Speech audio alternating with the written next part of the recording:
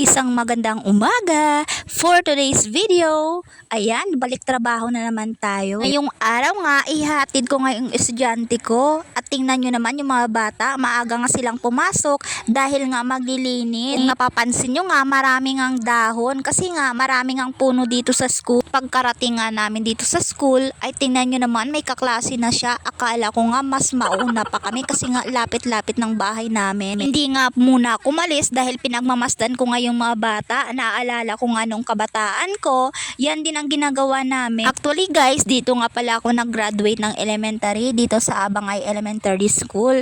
Bali malapit nga lang talaga yan sa bahay. Fresh nga tayo yun guys kasi nga nakaligo na nga ako kanina at bali pauwi na nga ako sa bahay namin. Masarap nga pagmasdan tuwing umaga guys, lalo na kung sisikat na nga yung araw. Pagkarating ko nga ng bahay, nagtimpla na nga ako ng kape at syempre kumain na rin ako. Bali ang ulam ko nga dyan guys is yung pritong isda at pinaksiw. Ang sarap nga yung kain ko guys. Gutom na kasi ako sa mga oras na yan. Nga yung daily routine ko, tuwing may pasok nga yung estudyante ko, o diba? Kaya proud na proud talaga ako sa mga mamis na kagaya ko.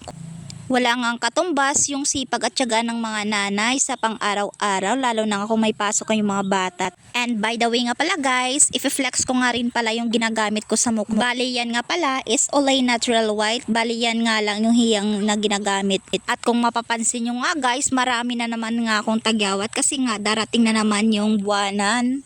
At baka nga mapansin na nga tayo ni Olay at baka nga gawin tayong endorser sooner, charot lang. At mabilis nga lang ang transition, uuwi na nga tayo. Bali hindi ko na nga kanina na videohan yung pag-alis namin ng kwarto nila. Sa mga nanood po ngayon, thank you for watching po. More blessings to come. Babu!